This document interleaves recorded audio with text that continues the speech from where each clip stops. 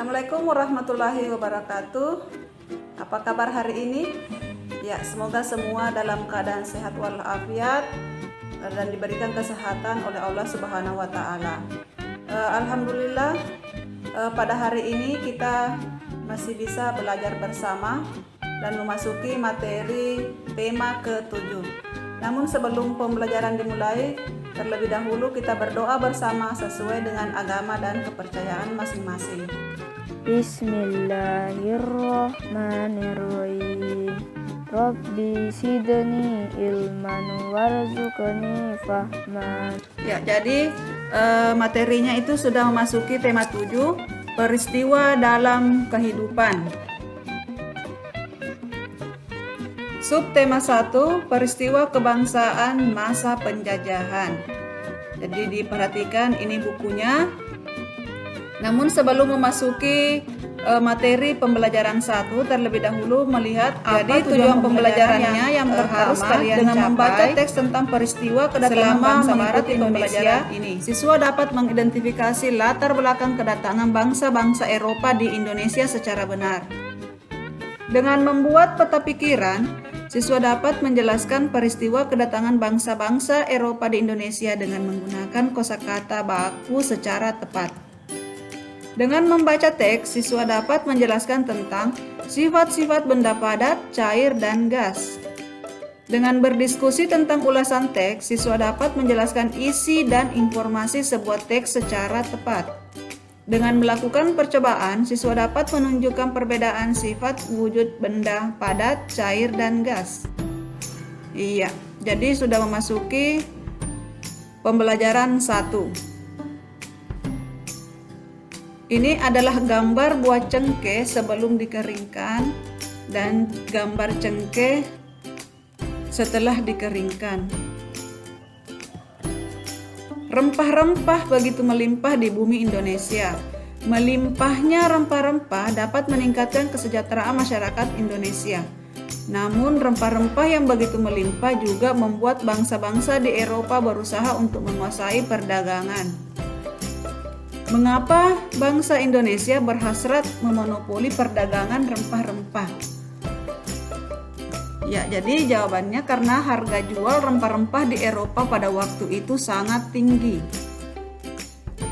Seberapa tinggikah nilai ekonomis rempah-rempah di mata bangsa-bangsa Eropa? Jadi harga rempah-rempah semahal emas. Masyarakat Eropa sangat membutuhkan rempah-rempah untuk industri obat-obatan. Apa hubungan rempah-rempah dan penjajahan di Indonesia?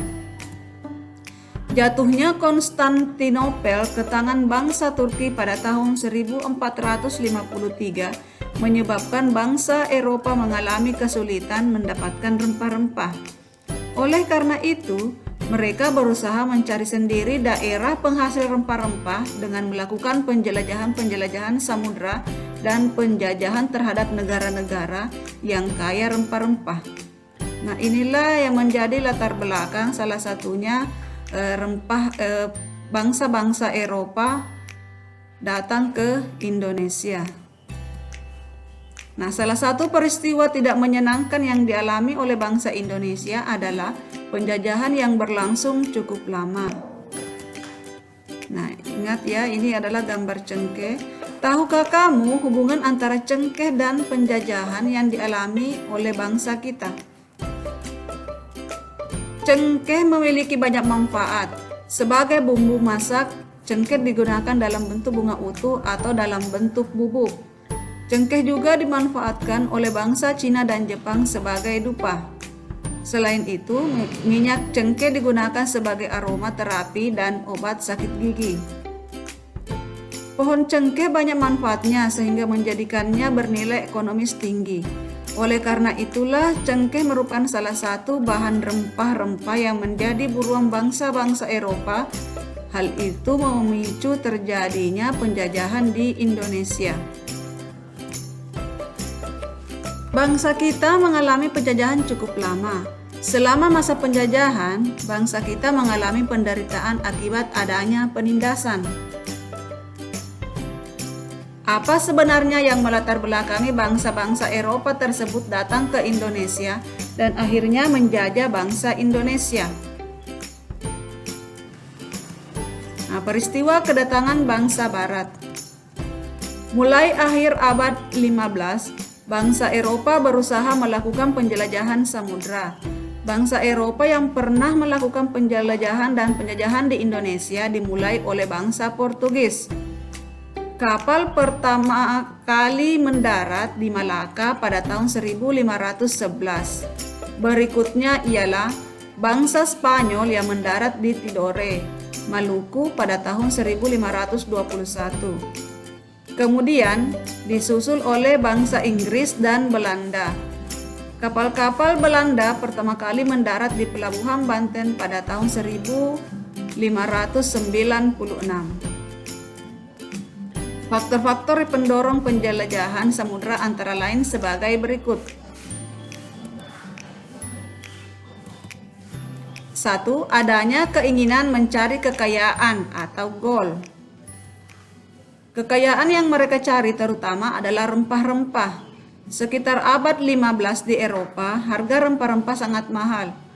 Harga rempah-rempah semahal emas atau gold. Mereka sangat membutuhkan rempah-rempah untuk industri obat-obatan dan bumbu masak.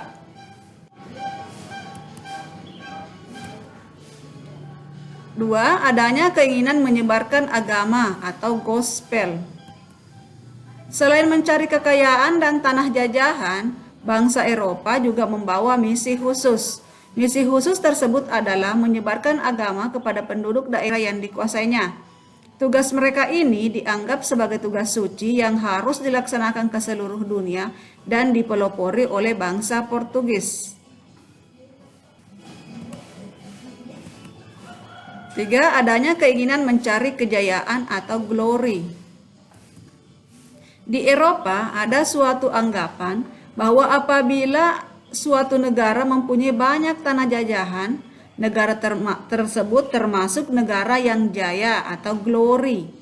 Dengan adanya anggapan ini, negara-negara Eropa berlomba-lomba untuk mencari tanah jajahan sebanyak-banyaknya.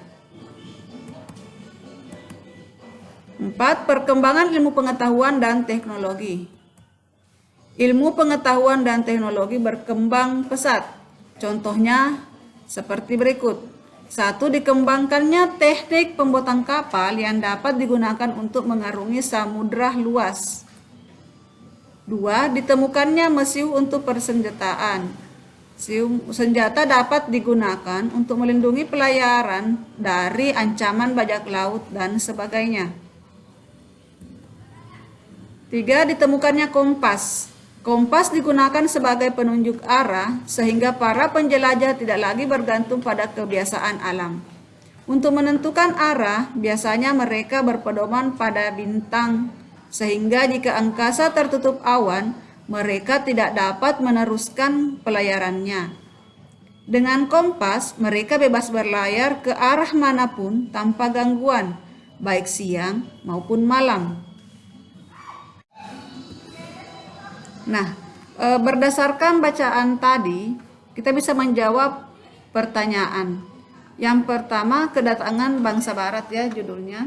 Kemudian yang pertama, siapa yang dimaksud dengan bangsa Barat? Ya, jadi yang dimaksud bangsa Barat adalah bangsa-bangsa Eropa. 2. Apa faktor yang melatar belakangi bangsa Barat melakukan penjajahan di Indonesia? Nah, berdasarkan bacaan tadi, jadi faktor yang melatar belakangi bangsa Barat melakukan penjajahan di Indonesia adalah karena ingin menguasai negara penghasil rempah-rempah. Jadi Indonesia kaya akan rempah-rempah. Yang ketiga, kapan bangsa Barat mulai melakukan penjelajahan samudra? Jadi tahun 1511. Yang keempat, di mana bangsa Barat pertama kali mendarat di Indonesia? Iya, di Tidore dan Maluku. Mengapa bangsa Barat melakukan penjelajahan samudra?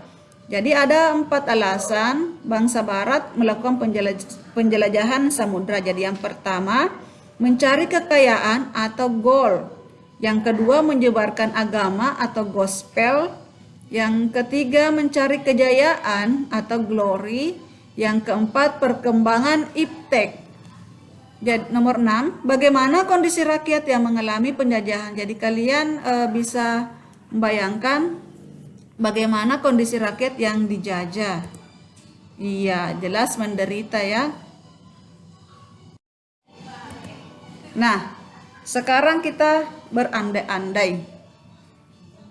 Seandainya aku menjadi rakyat Indonesia pada masa itu, seandainya kalian menjadi rakyat Indonesia pada masa itu ya, pada masa penjajahan itu, kira-kira kamu akan menerima atau menolak kedatangan bangsa-bangsa Eropa di Indonesia? Ya, sekira kita pastinya akan menolak ya kedatangan bangsa-bangsa Eropa di Indonesia karena kita juga tidak ingin dijajah. Penjajah membantu atau menyengsarakan kehidupan rakyat Indonesia. Jadi jelas pada masa penjajah itu, para penjajah itu menyengsarakan kehidupan rakyat Indonesia. Karena mereka menyengsarakan rakyat Indonesia karena hasil-hasil kebun mereka, hasil-hasil dari misalnya cengkeh diambil paksa oleh bangsa penjajah. Iya. Sikap para penjajah awalnya baik apa jahat? Iya, jelas awalnya baik ya. Namun pada akhirnya kelihatan juga sifat aslinya, yaitu apakah ramah dan suka menolong atau menindas dan kejam. Iya, jadi pada awalnya mereka datang baik-baik ke Indonesia. Namun lama-lama kelihatan juga sifat aslinya, yaitu menindas dan kejam. Nah, pada saat cengkeh muda dan cengkeh tua dijemur itu mengalami beberapa perubahan bentuk. Jadi waktu cengkeh muda itu habis dipetik berwarna hijau, akhirnya lama-lama bisa menjadi kering. Nah, sifat-sifat benda. Benda-benda yang ada di sekitar kita digolongkan menjadi 3, yaitu ada benda padat, ada benda cair, dan ada benda gas. Ketiganya memiliki sifat yang berbeda. Jadi ketiga benda ini memiliki sifat yang berbeda. Saya kira kalian bisa memahami yang mana yang masuk benda padat, yang mana masuk benda cair, dan benda mana yang masuk benda gas. Salah satu wujud benda adalah padat. Benda padat yang ada di sekitarmu dapat diubah dengan beberapa perlakuan, seperti diberi panas, diberi tekanan tinggi, atau diberi perlakuan fisik, seperti menggunting, menekan, melipat, atau menjobek. Jadi benda padat itu dapat kita pegang, kita raba, dan bisa diubah bentuknya dengan memberikan beberapa perlakuan itu ya. Nah, wujud berikutnya adalah cair. Benda-benda cair dapat ditemui dengan mudah di sekitarmu. Yang manakah masuk benda cair itu? Iya, air merupakan zat penting dalam kehidupan makhluk hidup yang berwujud cair. Benda cair yang ada di rumahmu biasanya berada dalam sebuah wadah, seperti bak kamar mandi, baskom, gelas, atau ketel air. Perhatikanlah bahwa ketika benda cair itu dipindahkan, ia akan berubah mengikuti wadahnya. Jadi benda cair, salah satu sifat dari benda cair adalah mengikuti wadahnya. Bagaimana bentuknya? Ketika air dimasukkan ke dalam gelas, maka air itu akan mengikuti bentuk gelas. Ketika air itu dimasukkan dalam mangkuk, maka air itu akan berubah bentuk menjadi bentuknya mangkuk. Jadi kesimpulannya bahwa air, salah satu sifat air cair itu adalah mengikuti bentuk wadahnya. Jika wadahnya berlubang, benda cair itu akan segera mengalir keluar dari wadahnya. Artinya dia salah satu sifatnya adalah menekan ke segala arah. Kemudian jika kamu melihat sungai atau air terjun, nah apakah kalian biasa ke sungai? Ya, air yang ada di dalam badan sungai akan mengalir dari tempat yang lebih tinggi ke tempat yang lebih rendah. Jadi salah satu selanjutnya sifat benda cair itu bahwa cair itu mengalir dari tempat yang tinggi ke tempat yang lebih rendah. Nah, selanjutnya sifat benda cair juga dapat merambat melalui serat-serat halus dari bahan seperti bahan kain. Benda cair mengisi rongga kecil atau pori-pori bahan tersebut.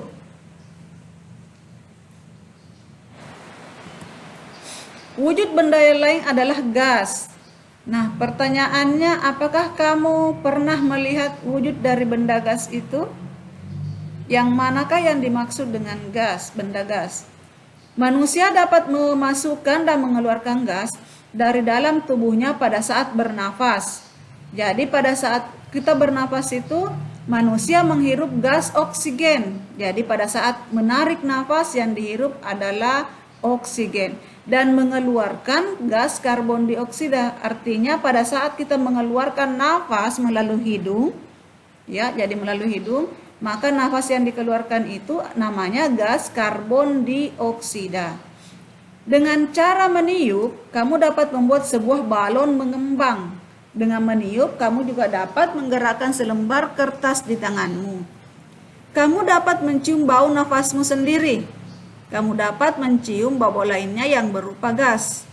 Dengan memahami sifat gas, manusia menciptakan parfum atau minyak wangi untuk menyebarkan bau dari gas yang dikeluarkan dari wadah parfum tersebut.